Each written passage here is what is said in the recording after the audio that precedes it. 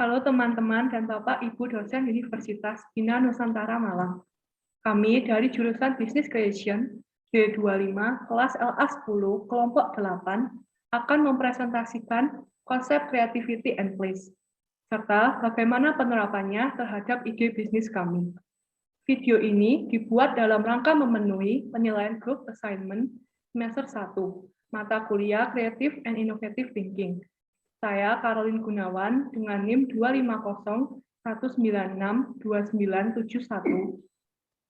Saya Amelia Rahma Stanto Putri dengan NIM 25019799511.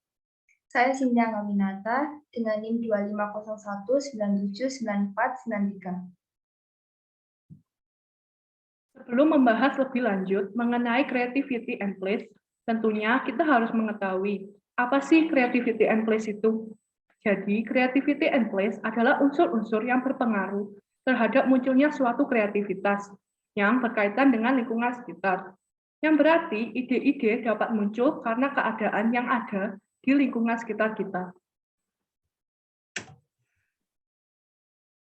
Kreativitas tentu tidak muncul begitu saja.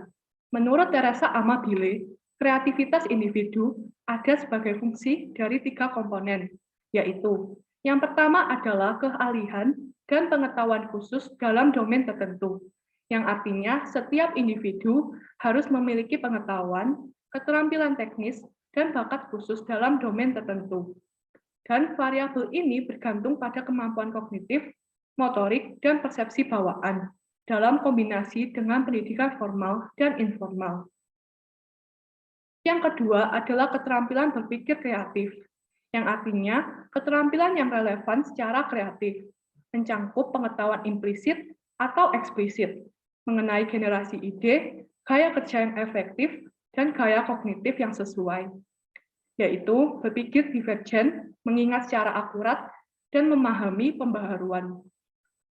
Keterampilan berpikir kreatif ini dapat dikembangkan pada pelatihan dan pengalaman masa lalu dalam menghasilkan ide-ide, ditambah dengan ciri setiap pribadi manusia, yaitu mendukung adanya eksplorasi kreatif. Yang ketiga adalah motivasi. Motivasi sendiri dapat berasal dari luar atau ekstrinsik, yang mana motivasi ekstrinsik ini mengarah pada keterlibatan seseorang ketika mempertimbangkan material atau sosial yang diharapkan. Dan juga ada motivasi yang berasal dari dalam, yaitu intrinsik. Seseorang akan menjadi kreatif ketika mereka merasa termotivasi dari dalam diri sendiri, terutama oleh minat, kepuasan, dan tantangan dari pekerjaan itu sendiri.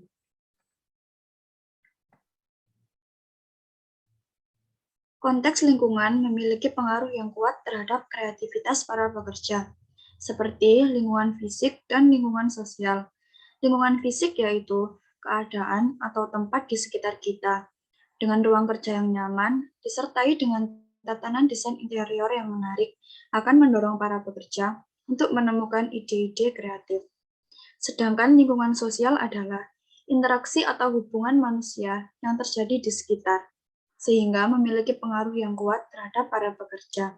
Contohnya seperti rekan kerja yang saling mensupport, pemilik maupun manajer bisnisnya yang memberikan perhatian khusus, sehingga para pekerja sejahtera. Ataupun lingkungan keluarga yang harmonis dan hangat. Ketika para pekerja diberikan lingkungan fisik yang layak dan membuatnya nyaman, disertai dengan lingkungan sosial yang saling mensupport, akan membuat para pekerja lebih cepat menemukan ide kreatif dan dapat leluasa menyampaikan ide yang telah didapatkan. Dan inilah beberapa faktor utama yang dapat meningkatkan ataupun menghambat kreativitas. Yang pertama, dorongan organisasi. Dorongan organisasi merupakan indikator bagaimana kreativitas didukung dan didorong oleh budaya organisasi. Contohnya seperti penilaian ide yang adil maupun sistem penghargaan untuk orang-orang yang telah mengembangkan ide-ide baru. Kedua yaitu dorongan pengawasan. Dorongan pengawasan melihat cara di mana tujuan ditetapkan dan bagaimana anggota tim bertanggung jawab, mendukung dan menghargai, agar yang sudah ditetapkan dapat berjalan dengan baik. Ketiga, dukungan kelompok kerja. Hal ini dapat melihat kerjasama serta dukungan yang terjalin dalam sebuah tim. Seberapa terbuka tim terhadap ide-ide baru, serta seberapa baik anggota tim ini berkomunikasi. Selanjutnya, sumber daya yang cukup. Ini sebagai tolak ukur suatu tim apakah sudah memiliki sumber daya seperti dana, bahan baku, fasilitas, dan informasi yang memadai agar bisnis dapat berjalan dengan baik. Yang terakhir adalah kebebasan dan pekerjaan yang menantang. Kebebasan yaitu kemampuan karyawan untuk mengontrol pekerjaan yang dihasilkan, sedangkan pekerjaan yang menantang untuk melihat betapa menarik dan pentingnya pekerjaan tersebut. Menurut Teresa Amabile, terdapat dua hal yang dapat menghambat kreativitas, yaitu yang pertama adalah hambatan organisasi. Hambatan organisasi adalah masalah yang terjadi di dalam organisasi, termasuk politik internal, persaingan internal yang destruktif, penghindaran risiko, dan kritik keras terhadap individu baru. Yang kedua adalah tekanan beban kerja. Tekanan beban kerja lebih mengarah ke bagaimana organisasi tersebut membuat kebijakan yang melebihi kemampuan anggota organisasi, sehingga terjadi ketidaknyamanan bagi anggota organisasi. Tekanan beban kerja melihat seberapa realistis atau tidak realistisnya tenggat waktu dan adanya gangguan dari produksi karya kreatif. Lalu bagaimana penerapan konsep creativity and waste terhadap ide bisnis yang telah kami buat? Di sini kami membuat ide bisnis berupa alat filtrasi kimia di sungai yang terbuat dari limbah rambut manusia. Cara kerjanya adalah beberapa blok filter rambut disimpan di sungai yang telah tercemar selama 1 hingga 2 minggu, agar rambut dapat menyerap bahan limbah kimia berbahaya. Dari segi lingkungan fisik, kami memilih limbah rambut karena kami melihat kondisi di mana di tempat pangkas rambut menumpuk rambut-rambut bekas potongan. Rambut tersebut belum dimanfaatkan secara optimal oleh para pemilik salon. Mereka langsung membuang, membakar, atau tanpa memanfaatkannya lebih lanjut.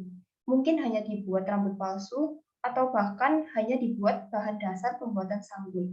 Padahal, rambut memiliki daya tahan yang tinggi, baik terhadap kerusakan akibat faktor kimia maupun fisika.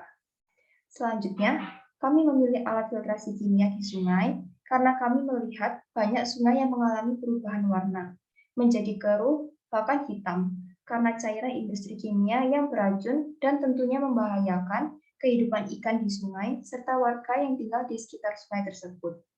Dari segi lingkungan sosial, kami melihat kondisi di mana pemerintah dan masyarakat Indonesia masih kurang menaruh perhatian dan kesadaran akan bahayanya limbah rambut yang menumpuk dan sungai yang tercemar limbah kimia, di mana masih belum ada tindakan tegas untuk mencegah dan menanggulangi permasalahan tersebut.